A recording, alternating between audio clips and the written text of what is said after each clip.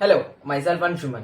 मैं एक स्टूडेंट या एक इंडिविजुअल हूँ जिसके बहुत बड़े बड़े सपने हैं, जो लाइफ में बहुत कुछ करना चाहता है एंड बहुत कुछ कर भी सकता है। लेकिन वो एक चीज जो उसे ये सब करने से रोक रही है वो है उसके बैड हैबिट्स।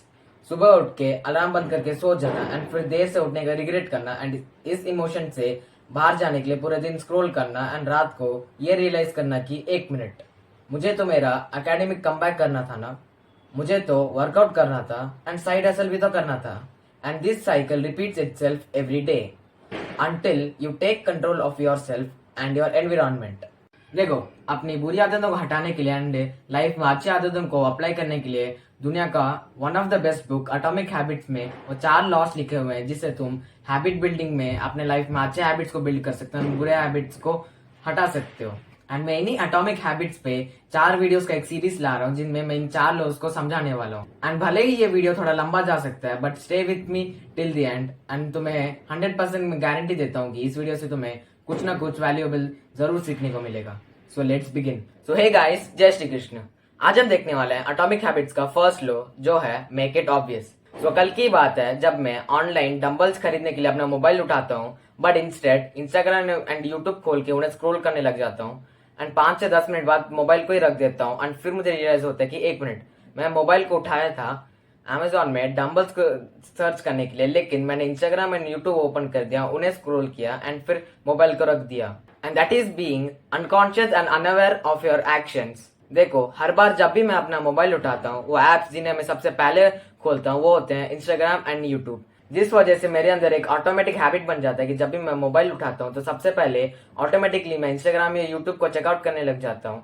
एंड क्योंकि मैं यही साइकिल को बार बार रिपीट करता हूँ, इस एक्शन को बार बार रिपीट करने से जो हैबिट होता है वो ऑटोमेटिकली हो जाता है। एंड अगर मैं मोबाइल को किसी और काम के लिए भी उठाता हूँ तो फिर मैं अनकॉन्शियसली ऑटोमेटिकली इंस्टाग्राम या यूट्यूब भी चेकआउट करने लग जाता हूँ, क्योंकि एक ही हैबिट को बार बार रिपीट करने से अब मैं उसे ऑटोमेटिकली करने लग जाता हूँ एंड अब वो मैं अनकॉन्शियसली करने लग जाता हूँ। तो फिर ये जो ऐसे हैबिट्स होते हैं जो तुम ऑटोमेटिकली करने लग जाते हो अनकॉन्शियसली, तुम्हें सबसे पहले उन्हें अपने कॉन्शियसनेस में लाना पड़ेगा, क्योंकि अगर तुम इन हैबिट्स को अपने कॉन्शियसनेस में नहीं लाओगे ये सारे हैबिट्स जो है वो ऑटोमेटिकली होते रहेंगे एंड तुम इन पे अपना टाइम वेस्ट करते रहोगे। एंड इस चीज का सोल्यूशन है कि तुम जब भी कोई एक्टिविटी परफॉर्म करते हो या कोई हैबिट परफॉर्म करते हो, तुम्हें 100% अवेयर रहना है कि तुम अभी कर क्या रहे हो, कहाँ कर रहे हो एंड कितनी देर तक करोगे। अब तुम 100% अवेयर कैसे रह सकते हो कि मैं अभी क्या कर रहा हूँ या फिर मैं आगे जाके क्या करने वाला हूँ, तो उसके लिए एक जापानीज मेथड है पॉइंटिंग एंड कॉलिंग मेथड, जिसमें तुम अपने हाथ, कान, मुंह और आंखों का इस्तेमाल करते हो। जैसे फॉर एग्जाम्पल अगर मैं अपना मोबाइल उठाने वाला हूँ तो उसे उठाने से पहले मैं अपने हाथों को अपने मोबाइल की तरफ पॉइंट आउट करूंगा एंड बोलूंगा कि मैं अभी इस मोबाइल से ऑनलाइन डंबल सर्च करूंगा एंड सर्च करने के बाद इसे तुरंत रख भी दूंगा। मैं इस प्रोसेस में एक और स्टेप ऐड करना चाहूंगा जो है pointing and calling method use करने से पहले तुम 3 से 4 गहरी सांस लो, क्योंकि तुम्हारा जो माइंड है वो थॉट से भरा हुआ एक क्लटर है एंड वो हर वक्त हजारों थॉट्स सोचते रहता है। तो फिर इस वक्त अगर तुम pointing and calling method use करने से पहले 3 से 4 गहरी सांस लेते हो तो फिर तुम्हारा माइंड जो होता है वो एक काम स्टेट में पहुंचता है, जिससे तुम जान पाते हो कि तुम अभी कहाँ हो, किस सराउंडिंग में हो, क्या कर रहे हो एंड क्या काम करने जा रहे हो। तो फिर 3 से 4 डीप ब्रीथ्स लेने के बाद तुम अगर ये पॉइंटिंग एंड कॉलिंग मेथड को यूज करते हो तो फिर तुम 100% अवेयर हो जाते हो कि तुम अभी क्या कर रहे हो एंड जो भी काम तुम करने जाते हो उसे तुम 100% माइंडफुली करते हो एंड कोई भी दूसरा हैबिट ऑटोमेटिकली अनकॉन्शियसली तुम नहीं करते हो। ऐसे अगर तुम भी किसी एक्टिविटी या हैबिट को परफॉर्म करने से पहले ये पॉइंटिंग एंड कॉलिंग मेथड को यूज करते हो तो फिर तुम्हारा अवेयरनेस जो होता है वो 100% बढ़ जाता है, जिस वजह से तुम अनकॉन्शियसली ऑटोमेटिकली कोई भी दूसरा हैबिट परफॉर्म करने नहीं लग जाते हो। साइकोलॉजिस्ट कार्ल जंग ने बोला है, until you make the unconscious conscious it will direct your life and you will call it fate. इसका मतलब जब तक तुम अपने अनकॉन्शियसली करने वाले बिहेवियर या हैबिट्स को अपने कॉन्शियसनेस में लाके बदलते नहीं हो तब तक वो ऑटोमेटिकली किए जाने वाले हैबिट्स तुम्हारे लाइफ में क्या हो रहा है एंड क्या होने वाला है उसे डायरेक्ट करेंगे एंड तुम उसे किस्मत कहोगे। देखो, तुम्हें तो पता ही होगा कि बूंद बूंद से सागर बनता है एंड एक ही काम को बार बार रिपीट करने से वो एक हैबिट बनता है। तो फिर उस हैबिट को शुरू करने का बेस्ट तरीका क्या है? वो है उस एक्टिविटी को परफॉर्म करने का एक प्री डिटरमाइंड प्लान। तुम जो भी काम करने वाले हो उसे कहाँ पर करोगे एंड कब करोगे उसे पहले से ही डिसाइड करके रखना। अब एक नोटबुक या एक पेपर उठा लो एंड उसमें अपना हैबिट लिखो with time and location. For example, मैं कल सुबह 6 बजे घर की टेरेस में एक्सरसाइज करूंगा। अगर तुम एक काम को टाइम एंड लोकेशन असाइन करते हो तो फिर बाद में तुम कंफ्यूज नहीं रहते एंड उस काम को डिले नहीं करते एंड टाइम वेस्ट नहीं करते। स्टैनफोर्ड यूनिवर्सिटी के एक प्रोफेसर थे बीजे फॉग, जिन्होंने ऐसे एक और मेथड बताया जिससे तुम अपने काम को परफॉर्म कर सकते हो, जिसे इस बुक के ऑथर हैबिट स्टैकिंग कहते हैं। जैसे एक अच्छी आदत तुम्हें एक और अच्छी आदत की तरफ लीड करेगी, वैसे एक बुरी आदत तुम्हें एक और बुरी आदत की तरफ लीड करेगी। ऐसे अगर तुम एक करंट हैबिट या एक नॉर्मल हैबिट को परफॉर्म करोगे तो वो उस हैबिट को परफॉर्म करने के बाद तुम एक और हैबिट की तरफ आगे बढ़ोगे एंड वो जो है तुम्हारे कंट्रोल में होता है कि वो जो नॉर्मल या करंट हैबिट के बाद तुम एक और हैबिट परफॉर्म करोगे, वो अच्छी आदत हो या बुरी आदत हो। तो फिर अपने इस कंट्रोल का फायदा उठा के अपने किसी करंट हैबिट को जो तुम रोज करते हो उसके बाद तुरंत एक अच्छी आदत कर सकते हो, जिस वजह से तुम वो जो हैबिट है उसे परफॉर्म कर पाओगे। जैसे फॉर एग्जाम्पल मैं शाम को चाय एंड बिस्किट खाने के बाद पढ़ाई करूंगा। जब भी तुम एक करंट हैबिट के साथ एक डिजायर्ड हैबिट को परफॉर्म करते हो तो फिर उस करंट हैबिट की तरह वो जो नया एक्टिविटी है जो तुम अपने करंट हैबिट के बाद परफॉर्म करते हो वो भी तुम्हारे लिए एक हैबिट बन जाता है। और अगर तुम चाहो तो इस predetermined plan and habit tracking को अपने सारे एक्टिविटीज में यूज कर सकते हो।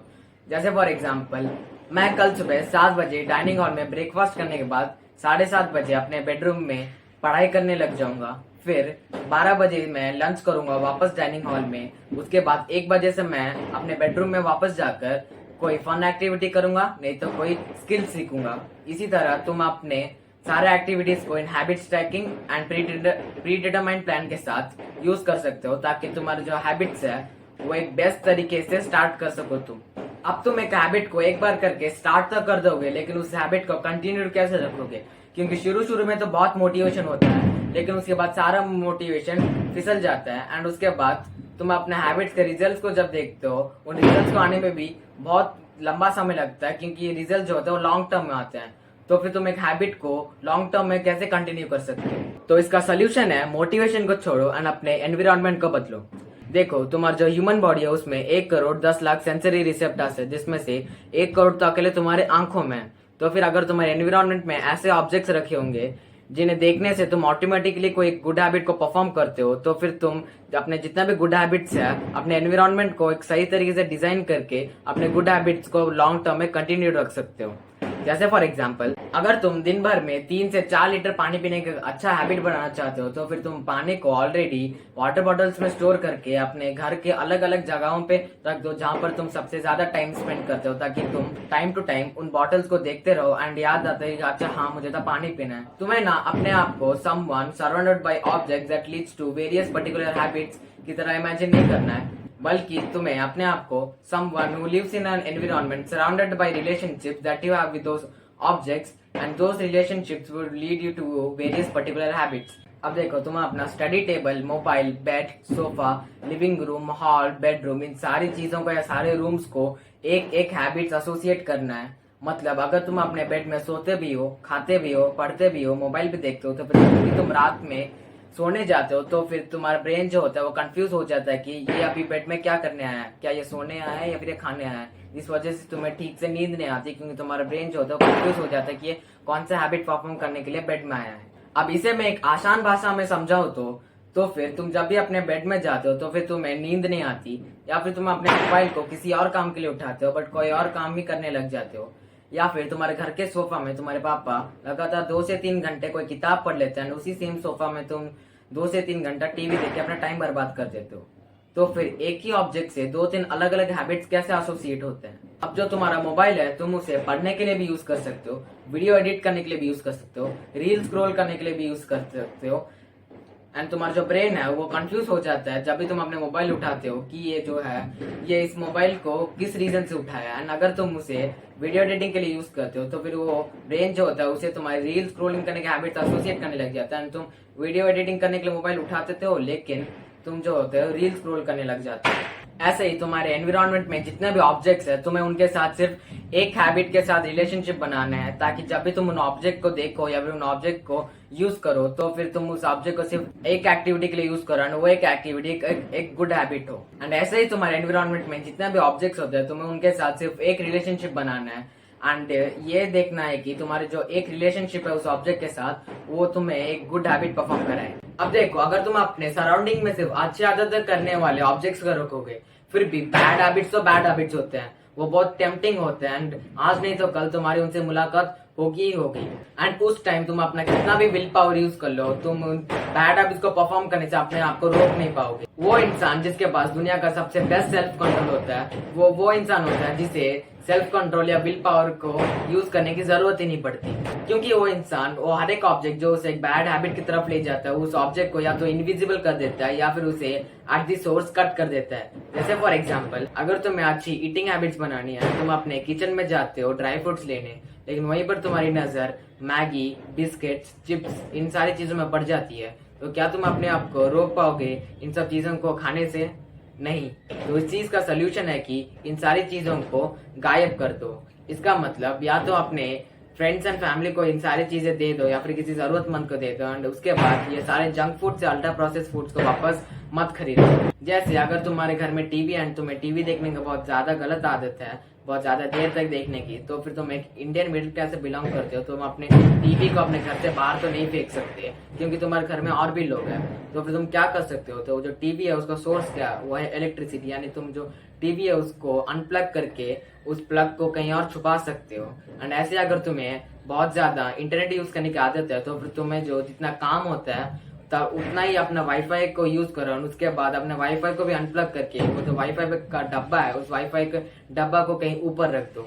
इससे ना ही तुम्हारे जो ऑब्जेक्ट्स है वो इनविजिबल होते हैं, लेकिन वो जो होते हैं द सोर्स कट हो जाता है, यानी कि वो भले ही तुम्हारे सामने ही रहे लेकिन उनका जो सोर्स होता है वो कट हो जाता है, जिस वजह से तुम जो बैड हैबिट है उसे परफॉर्म ही नहीं करते। इसे बोलते हैं cutting the bad habits at the source. यानी कि इस वीडियो से तुमने जो बैड हैबिट्स को तुम अनकॉन्शियसली ऑटोमेटिकली करते थे उन्हें टोटली अवॉइड कर दिया, अपने कॉन्शियसनेस में लाके एक हैबिट को परफॉर्म करने का या फिर शुरू करने का जो सबसे बेस्ट तरीका होता है वो तुमने सीख लिया है। एंड अपने एनवायरनमेंट को इस तरीके से डिजाइन करना कि वो जो ऑब्जेक्ट्स हैं वो तुम्हें अपने गुड हैबिट को कैसे कंटिन्यू करवाएंगे ये सीख लिया। एंड तुम्हारे एनवायरनमेंट में वो जो ऑब्जेक्ट्स है जो तुम्हें एक बैड हैबिट परफॉर्म करने को ट्रिगर कर देते हैं उन्हें कैसे इनविजिबल कर दे या फिर उन्हें उनके सोर्स में कैसे कट कर दे, ये सीख लिया इस वीडियो में। अब तुम इस वीडियो को तभी देख सकते हो जब मैंने इस सीरीज के बाकी 3 वीडियोस अपलोड कर दिए हैं, या फिर तभी देख सकते हो जब मैंने सिर्फ ये एक वीडियो अपलोड किया, या फिर जब मैंने इसका दूसरा वीडियो अपलोड कर दिया।